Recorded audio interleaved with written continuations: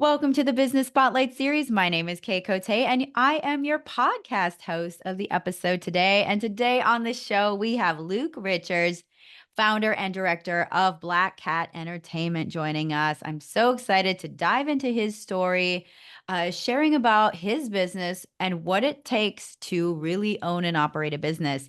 If this is your first time on our channel, be sure to like and subscribe to get notifications when we drop episodes like this. Welcome, Luke. It is so great to meet you. Great to meet you too. Well, I'm Thanks for being here. happy to be here. Wonderful. Well, let's start off. Tell us a little bit about you and a little bit about Black Cat. Sure. So I'm just a guy who loves games, and who loves art and has always been interested in that. Um, I got into games relatively not all that long ago when you compare it to how long I've been making things. Actually, I had my first poem published at the age of 11, interestingly enough. So I've always been making stuff. But games always felt like something the gods made, for whatever reason. And yeah, I just dove in about 7 years ago and kept shoryukening away at the glass ceiling until I kind of shoryuken through it a little bit. So, Oh, well, that is incredible. Well, I'd like to kind of go into your creative journey as a whole. As a creator myself, I love to share artist stories. So, what were some of the things you did as a creator before you got into games? yeah, my life history we'd have to delve into for that. I mean, I have I still have an old and art journal from when I was 6 years old, full of like game ideas and drawings of swords and stats and all that kind of stuff. But it's over on my bookshelf there. But yeah, it's a long story. I won't say how long, but yeah, no, it's and then I was an author for a while. I'll return to that one day. I have an agent and stuff, but I really wanted to make games rather than go that route. And I publish short stories all over the place. But yeah, I wanted to rather than going the novel route, I wanted to go into games. So here I am, I guess. I sort of always saw it, eccentric as it may be, as a superior form of storytelling. Um, and which isn't to say I only care about story in the games either. Quite the opposite, actually. It's more to say that through the mechanics and the fun of it and the engagement of it, you can, I think, reach people more directly and deeply. Which again, I realize is just an eccentric opinion. But but I've always been more of a gamer than a reader as well, so it felt right. Yeah. That is cool. Well, I think it's so nice when you find that purpose, especially, when you have many creative options to be able to find games. And so hearing that is awesome. So tell me a little bit about Black Cat. What's your why behind that? Obviously, you love games. How did you formulate this becoming a business? Yeah, so basically in the beginning, Black Cat was just my only real pathway of getting into games. We are quite terrible about not having any kind of uh, you know, firm, I guess I'd say, but more like realistic pathway into doing games as a career. I didn't really have any other means, and I certainly didn't really know any other means. I wasn't going to go back to university and start all over again, and even then, university is not always that great a route. So I started a business with some friends, and we started trying to make games together, failing to make games together, just like any other business. Then sort of went the entrepreneurial route of just kind of trying stuff business wise until some stuff started to stick. That got me hired into a much bigger studio, and now I've reawakened Black Cat as something very different, which is me and my industry mentor and a couple other people making working on a new IP that that we're very excited about. So we basically Black Cat started out as a bunch of aspirants with no idea, all the passion and no idea, and now we're a couple of industry veterans. Uh, Within us and between us in the studio, we're over 50 years of experience and over 130 released titles in our sort of combined history. Most of that's not me, I will admit. That's my industry mentor, but yeah, I'm very happy to be working with him, and so now we're sort of a very small team who know what we're doing, as opposed to a very large team who don't, you know. But a lot of my friends from the early days of Black Cat have moved on to having jobs in the industry and stuff. So I'm very pleased with its origin story as well. That's incredible. Well, I love to hear the spark that it, created for many. And you mentioned a team. Can you dive in a little deeper on your team? Like how many team members do you have and what are some of the roles on your team? Yeah, so I'm the designer, and my mentor David Mowbray, he's actually a solo dev with his own studio called Daredevil Development. But he's very much so he makes stuff on his own and he makes stuff with me. It's I consider him a part of Black Cat in that sense. He's basically the other half of its like core.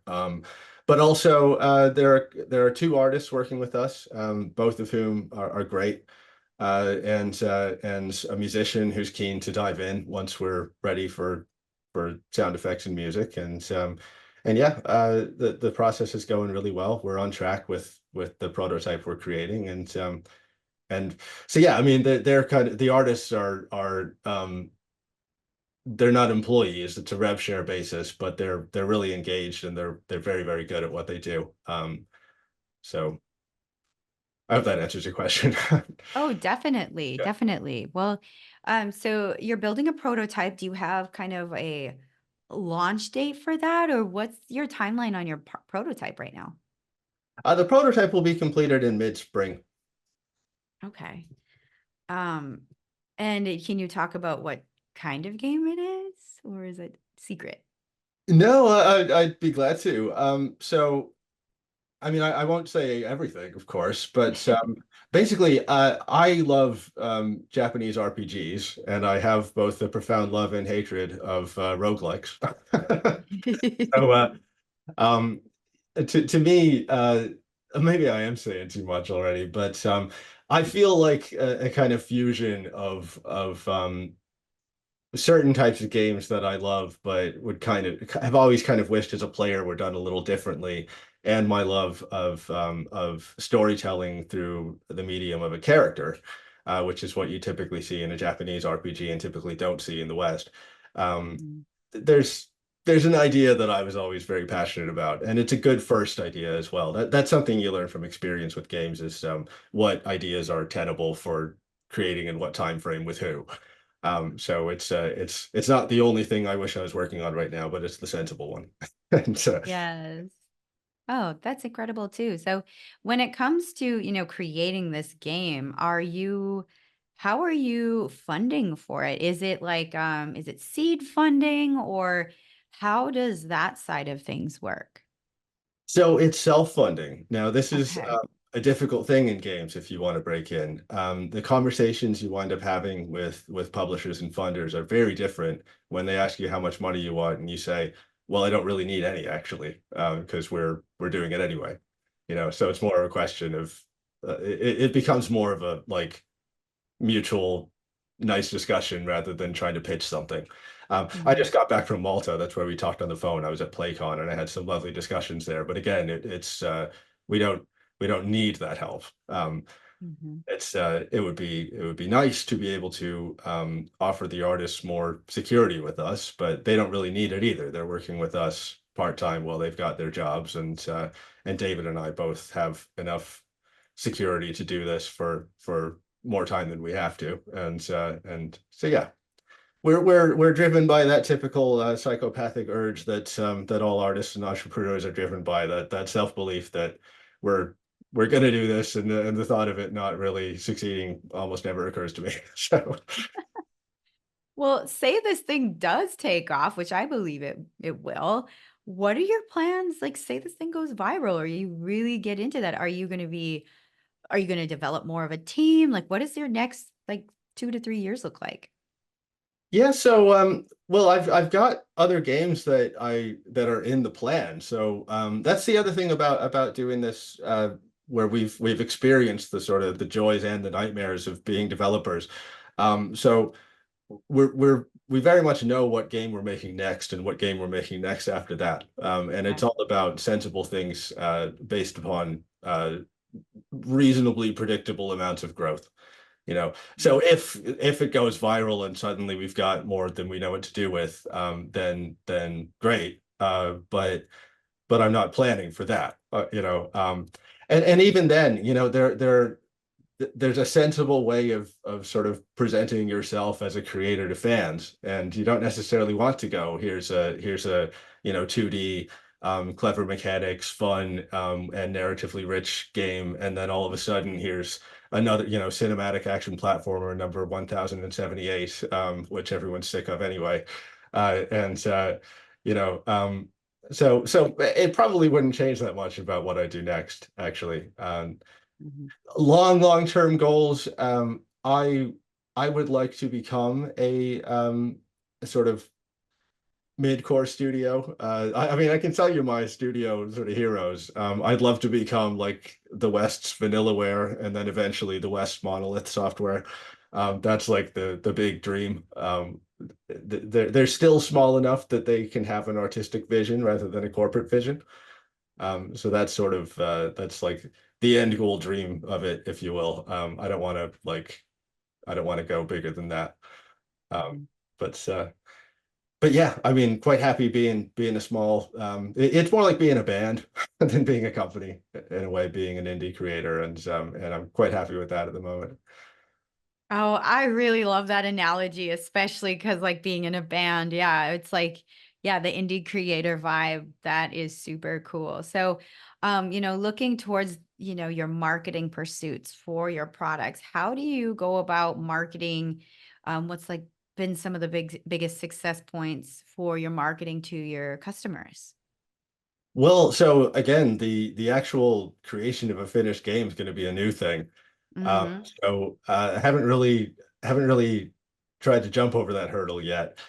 That's why I'm talking with publishers is the main thing. So it's less about dev funding and it's more about, to me, business is all about finding situations of mutual benefit where we can all be happy working together and benefiting from each other's expertise. And I see publishers the same way, really, where it would take me 20 years of working and studying and trying stuff to get the expertise that they already have in marketing. So I'd rather spend time doing what I know how to do.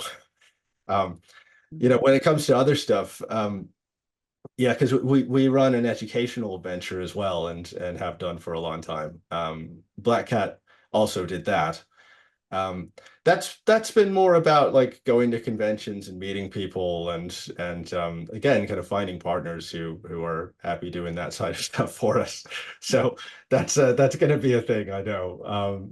Yeah, it's something like 170 odd games are released on Steam every single week. So the enemy is obscurity, very much not each other. So, Mm. so it's definitely a thing, but not a hurdle I'm at yet, thankfully.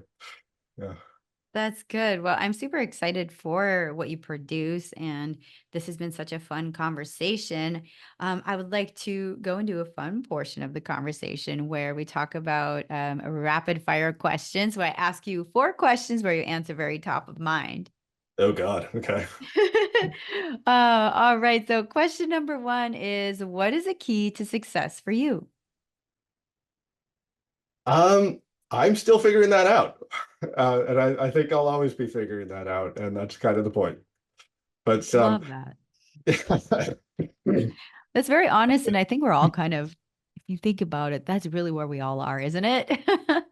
yeah, well, that's the journey, not the destination thing. I think you have to have a goal in mind, certainly, that can help focus you and drive you. But the imagined goal is never quite exactly what's achieved. It's more just the driving force that gets you to sit down and try stuff every day and make stuff every day. So yeah, Mm, there's 100%.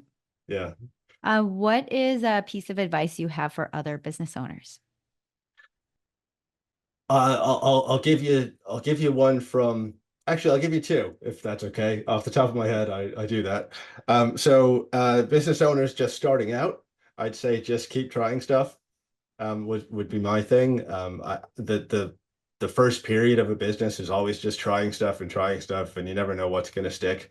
And that's where that like 6 years before something happens kind of can be there, and or hopefully not that long. I'm exaggerating, but uh, midway through, I think, because again, we're going into the games industry here, and the games industry is changing a lot. I think for the better.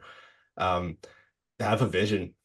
Hmm. We just talked about the journey, not the destination, but we're ultimately making art and entertainment here. So you've got to have a reason to be creating this kind of stuff, and stick to it. That's what I'd say. Stick to a clear vision, and again, the enemy being obscurity, I'd say let people know what that vision is and try to have fun with it. So. Definitely. Well, I completely resonate with that. And our question number three is, what is a piece of content? It could be a podcast, it could be a game, it could be something that you've taken in most recently. Most recently, okay, so I just beat Elden Ring last week. That's pretty dope. Is that a hard one to beat? I'm not sure of the game world so much. People hate me for saying this, but I didn't think it was that hard, to be honest. I got Melania on the third try, and I one-shotted Moog, and I one-shotted the end boss. And um, I mean, I can give you Elden Ring advice too. Find a build you really enjoy and get good at it. Like messing around with other builds. I don't know. I quite like the anime Berserk slash manga Berserk, and they have the Berserk greatsword in that. And I found that thing, and I honed it up at the blacksmith, and I went to it. Um, Oh, I love. Well, it sounds like you are definitely living your purpose right now because I can see the passion so much. And so the final question is, if you could wave a magic wand overnight and change one aspect of your business and like to improve it, what would it be? Honestly, at the moment, it would just be giving the artists more security. I Mm, would love to have just enough funding in the business bank to give them something more than a revenue share. Um, mm, that's the only thing. I would love to offer them job security. Again, it's more like having a band. They're going to get good share. We're very equitable about that. Everybody's got an equally important role. But at the same time, David and I came from the sort of corporate side of things that we don't want to be in anymore, and we're okay. They're okay too because I've got their other jobs, but I'd love to be able to say, hey, let's go all in on this. mhm. I wouldn't want to instantly transform into the 30-person studio that can do something like Xenoblade Chronicles or whatever. I'd rather build that up gradually. So that's the only thing. Yeah, we're happy. Oh, that is wonderful. Well, again, this has been such a fun conversation. How can people get plugged in with you online? At the moment, it's just LinkedIn. So I have a horribly out of date web page, which I'll fix soon. But yeah. It's basically just LinkedIn. I'm trying to we will be creating social media and stuff. I'll be posting this on our social media, but it'll probably be the first thing I post. Um, so, uh, Yay. yeah, I think we have a Twitter account. Oh, it's not even called Twitter anymore. But yeah, um, it's just LinkedIn, and actually, the company LinkedIn page needs changing too. Again, the reawakening of Black Hat's a fairly new thing. Hmm. Um, and and I mean, if we've got time, I can talk about the other thing that it's doing. But yeah, it's gone from being a studio that was around for a while to being a completely new thing. So everything that was out there is completely redundant. Oh, wow. Well, yeah. What is the new thing you're working on? You wanted to Oh no, I mention. mean just like the being a small team of veterans is new. So that's Oh, that's yeah. not what you see if you find my webpage. Which again, by the time this gets out there on your YouTube, it probably will be what you see. But right now, it's very much not. Um, but yeah, the other thing that we're doing, I've always been really passionate about games education. Again, there isn't a good path into the games industry, and that really shouldn't be the case. Likewise, the games industry is really not transparent about how games should be made, which benefits no one. Mhm. That doesn't benefit the fans, it doesn't benefit the devs. I'm passionate about changing that, making the process more transparent. But also just games education and giving people a nice industry-led path into the business. Exactly what I wish I had when I was just out there on the outside trying stuff until finally I managed my way in. So yeah, we've run a successful boot camp, getting people to into teams, making a game together with a producer, a lot of mentoring by me and by David as well. Um, I've actually authored a master's degree that's going on at Coventry Uni now, Oh. and yeah, so I'm trying to do my part to change that and make it so that it's not easier, but just more realistic for people who are willing to put in the work to get what to them is a dream job, you know. Mhm. And so yeah, we're very involved in that. That's actually why I was in Malta, although it wound up being more about the game studio in a lot of ways, which wasn't displeasing to me. But yeah, I'm very passionate about that, and so we've got a whole initiative about that. Which doesn't really have a name yet. It's more it's more just we've done it and we're going to do it again. And we're looking for partners to do it with again. Um, and there are a couple of conversations going on regarding that that I probably shouldn't talk about yet, but it will happen again, and it'll be bigger and better next time. Yeah. Oh, that I'm excited. Well, that is super cool, especially the educational component. I'm really glad that you plugged that into this conversation. Like I said, this has been a great conversation. And our final question for today is, what is most inspiring to you today? Oh, that's I saw that question when I yeah, that's actually a tough one. So I have yeah, why not? I have up on my wall a Kurt Cobain quote. He's my favorite artist of all time in Mm, any medium, and it says, "I'd rather be hated for who I am than loved for who I'm not." And truth. I think that's a good thing. Yeah, it's a great thing for artists to remember. It's all about being authentic, and which I'll actually tie to my second favorite quote about art. Walter Pater, a writer, all art aspires to the condition of music, which always inspires me. I always remember that because it's all about emotional. What he meant by that is music Mm, has a direct plug right into emotion. And 100%. yeah, so, Mm. Well, this has been a very inspiring conversation. Thank you again so much for being on the show. And again, anybody watching this, be sure to like and subscribe so you can get content like this and find inspiration in your business. So, again, thank you so much, Luke, for your conversation today. yeah, my pleasure, Kay. Really nice to meet you.